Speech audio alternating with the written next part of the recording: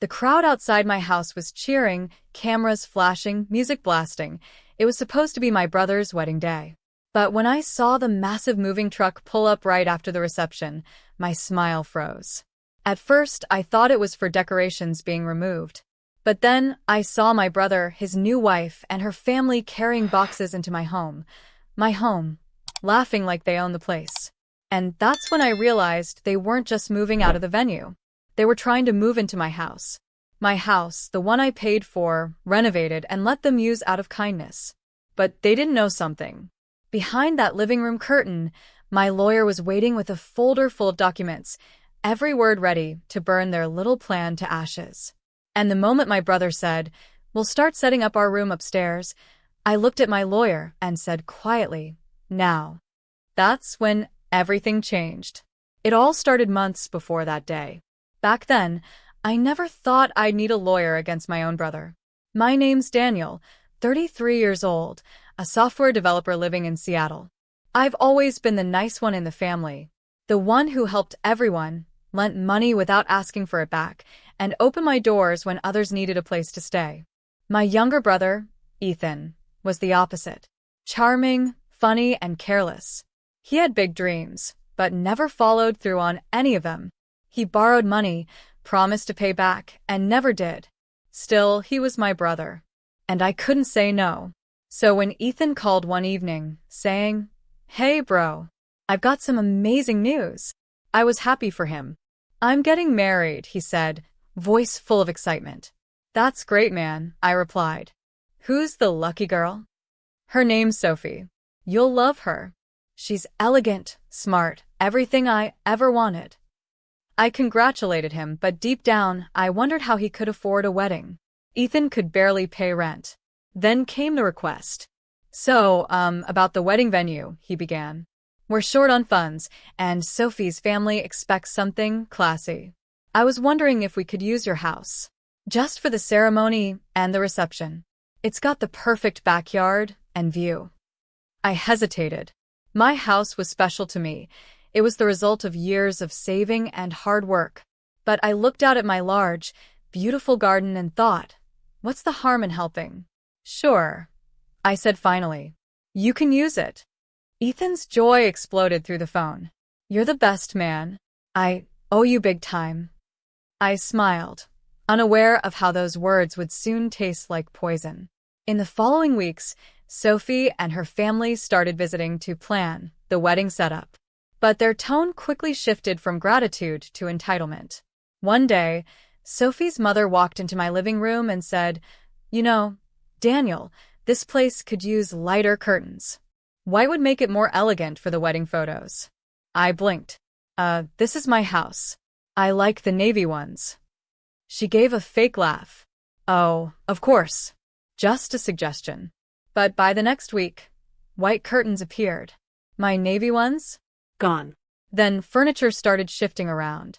My dining set was moved to the garage to make space for, better, tables Sophie's family rented. My art was replaced with theirs. I told myself, it's temporary. It's just for the wedding. But each day, I felt more like a guest in my own home. My best friend Maya, who lived next door, noticed it too.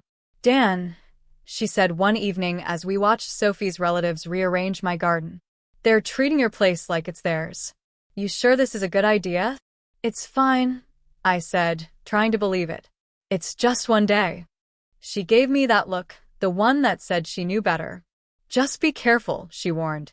2 weeks before the wedding, things got worse. Ethan and Sophie started dropping by daily. They brought boxes, clothes, and even dishes. When I asked what they were for, Sophie said, "Oh, just storing wedding stuff here." But when I peeked into one of the boxes, it wasn't wedding decor. It was personal items, shoes, clothes, a coffee maker. "Why are you keeping your things here?" I asked Ethan. He looked nervous. "Just temporary, man. After the wedding, we'll figure it out." But I couldn't shake off the uneasy feeling. Something was off. Then came the guest list. Over 120 people. I never agreed to that many. My backyard couldn't handle it. But Sophie's father said, "Oh, don't worry. We'll make it work." They didn't ask. They decided. By now, my house was filled with people, planners, decorators, even a catering team I never hired. I couldn't recognize the place anymore. And when I tried to talk to Ethan about it, he brushed me off. Relax, Dan. You're making a big deal out of nothing. You should be happy for me. I wanted to yell, to remind him this was my home, not a public venue. But I bit my tongue. I thought after the wedding, they'll leave. It'll all be fine. But fate had other plans. The wedding day arrived.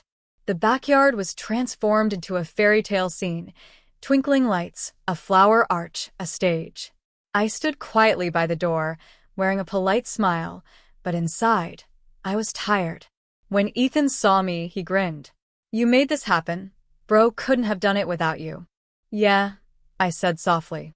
You couldn't have. The ceremony went beautifully. Guests laughed, music played, and for a moment, I felt peace. I thought maybe it was worth it. Until, after the guests left, Sophie's father walked up to me with a strange smile. You know, he said, we were talking, this place is so much better than their apartment. It's perfect for a newlywed couple. I frowned. Excuse me? He chuckled.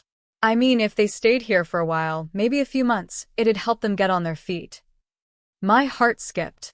That's not happening, I said firmly. He patted my shoulder like I was a child. We'll see. That was when I noticed Ethan avoiding my eyes. Something was coming. Something bad. The next morning, I woke up to the rumble of a truck engine. I looked out the window and froze. A moving truck was parked in my driveway. Sophie and Ethan were unloading furniture. Ethan, I shouted, rushing outside. What's going on?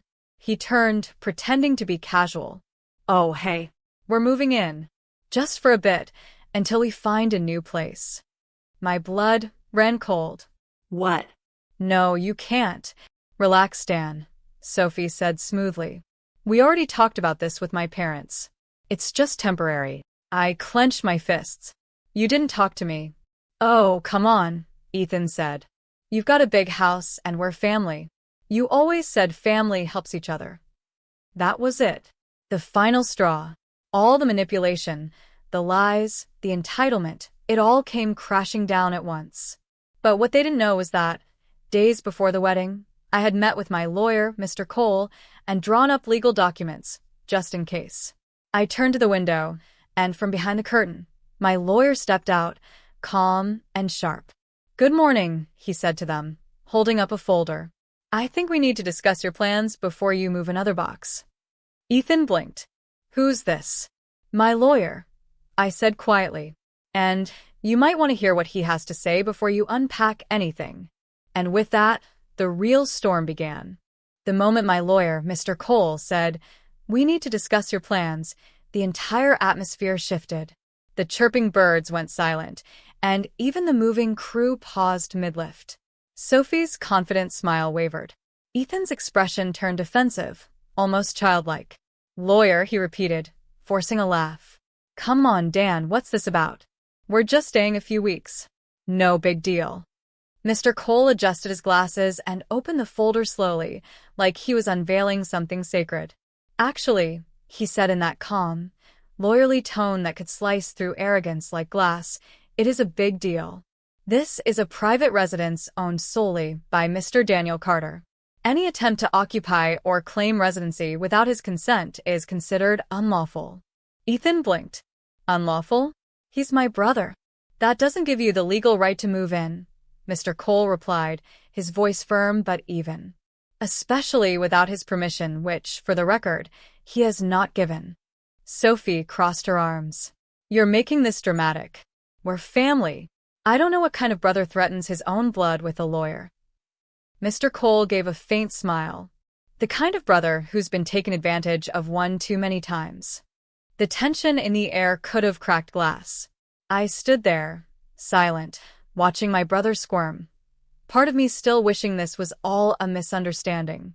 But deep down, I knew better. Dan, Ethan said suddenly, his voice dropping into that familiar pleading tone. Come on, man. You know I've had it rough. You're doing great, big job, big house, nice car. We just need a place for a bit. I'm your brother. Please. And there it was, the guilt card. The one he'd played since we were kids. But this time, I wasn't falling for it. I've helped you, Ethan. More than you realize, I said softly. But this is crossing a line. He opened his mouth, but Sophie cut in sharply. You know what? Maybe he doesn't want to help us because he's jealous. You see, Ethan? He can't stand that you're happy and married now. Some people just hate seeing others move forward. I almost laughed. Jealous? I had worked my entire life to be self-sufficient, to be stable. Ethan had burned through every opportunity he was given, and now they were twisting my kindness into envy? But before I could respond, Mr. Cole closed the folder. Mr. Carter, he said to me calmly, you've been more than patient. I recommend we enforce the notice now. Ethan frowned. Notice? What notice? I took a deep breath and said, the one that says you and your wife are not permitted to stay here or to enter this property again without my approval. Mr. Cole handed them a printed document. It bore my signature and the property deed attached behind it. This ensures you have no legal claim, he said. Sophie's face turned red. You're unbelievable. You're kicking your own brother out after hosting his wedding. No, I said, my tone finally steady. I'm asking him to respect me and my home. The movers exchanged awkward glances and began stepping back toward their truck. Ethan stood frozen, jaw clenched, eyes wet. For a second, I almost broke. I almost said, fine, stay a few days. But then, I remembered the countless times I had bent over backward for him, only to be left drained and disrespected. Not again. Not this time. Mr. Cole gave Ethan a polite nod. If you'd like to discuss this further, I suggest contacting your own attorney. Otherwise, please vacate the premises immediately. Ethan muttered something under his breath, grabbed Sophie's hand, and stormed off toward the truck. The sound of the engine revving echoed through the street like thunder. When they drove off, I finally exhaled. My chest felt lighter but hollow at the same time. Mr. Cole turned to me. You did the right thing, Daniel. Boundaries aren't cruelty. I nodded slowly. I know, but it still hurts. He gave a small smile. Kindness without limits attracts takers, not partners. For a few days, my house was silent again. Empty, peaceful, but strangely lonely. I tried to focus on work, on rebuilding that sense of calm. Then one morning my phone buzzed. A text from Ethan. You didn't have to embarrass me in front of everyone. You'll regret this. I stared at it for a long time. Regret? For protecting my own home? I put the phone down and didn't reply. But that text planted a seed of unease in my chest. Because I knew Ethan. When he was humiliated, he didn't calm down, he got even. 2 weeks later, strange things started happening. I noticed scratches on my car. The mailbox was tipped over. The garden lights broken. I thought it was kids at first until I found something that made my blood run cold. A photo of Ethan and me as kids, ripped in half, left on my front porch. It didn't take a genius to figure out who did it. I called Maya that night. She came over immediately, holding a cup of coffee and her phone ready. This is getting out of hand, she said. You need to call the cops. I don't want to, I admitted. He's still my brother. Maya gave me a sharp look. He stopped being a brother when he started acting like an enemy. Her words hit me like a punch. She was right. The next morning, I reported the vandalism. The officer who came to take my statement said, we'll keep an eye on things, but if you have proof he's behind it, let us know. I didn't. Not yet. But I would. Because the next extreme thing that happened left me no choice. It was a rainy Friday evening when I got home from work. As I pulled into the driveway, I noticed something strange. The lights in my living room were on. I froze. I never left them on. Cautiously, I stepped out of my car, gripping my umbrella tight. I peeked through the window, and what I saw made my stomach twist. Ethan. He was inside my house, sitting on my couch like he belonged there. I didn't even notice the front door was slightly ajar until the wind pushed it open wider. My heart pounded. He turned his head slowly toward me, a bitter smile on his face. Hey, big brother, he said. Miss me? And right then, the real nightmare began. For a moment, All I could hear was the rain hammering against the windows and the distant rumble of thunder.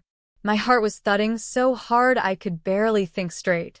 Ethan was sitting there in the dim light, soaked shoes resting on my carpet, a half-empty beer bottle on my coffee table, like nothing had happened. I stepped inside slowly, every instinct screaming at me to stay cautious. "What are you doing here, Ethan?" He smiled faintly, eyes red, voice low. "Relax, man. I just wanted to talk. You've been ignoring my calls." "I had to," I said carefully. "You crossed the line. You can't just break into my house." He leaned back on the couch, spreading his arms. "Break in? I still have a key. Remember?" My jaw clenched. I'd forgotten, during the wedding planning, I'd given him a spare key to help decorators come in and out. I never asked for it back. "Give it to me," I said. He laughed under his breath. "You've changed, Dan. Used to be you'd give me your last dollar if I needed it. Now you've got your fancy lawyer and your rules." "Because I got tired of being taken for granted," I snapped. "You used my home, disrespected my space, and tried to move in without asking. What did you expect me to do?" He stood, his face twisting. "You humiliated me. In front of Sophie, her family, everyone. You made me look like trash." "You did that yourself," I said coldly. "I only stopped you from stealing what wasn't yours." For a second, I thought he was going to lunge at me, but instead, he slammed the beer bottle down so hard that it shattered. "Get out," I said. My voice didn't shake this time. Ethan stared at the shards for a long moment, then turned to me with something dark in his eyes. Not anger, but a kind of wounded pride. "You think you're better than me now," he muttered. "You're not." He pulled the key from his pocket, tossed it onto the floor, and walked toward the door. But before leaving, he paused and looked back at me. "You'll regret turning your back on family," he said quietly. Then he disappeared into the rain.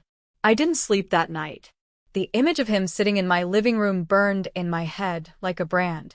I changed the locks the next morning, installed cameras, and tried to move on. But the damage had already been done, not to my home, but to something deeper. My family. For months, we didn't speak. Holidays came and went, and my phone stayed silent. My parents sided with Ethan, saying I'd overreacted. "He's your brother," my mom said. "You should have handled it privately." Privately? He had broken into my house. Still, the guilt gnawed at me. Despite everything, I missed the boy who used to share a bunk bed with me, who'd stay up late telling me he'd make something of himself one day. Maybe I was holding on to a version of him that no longer existed. But life has a strange way of flipping the script. One afternoon, about 6 months later, I got a call from a number I didn't recognize. "Mr. Carter?" a woman's voice said.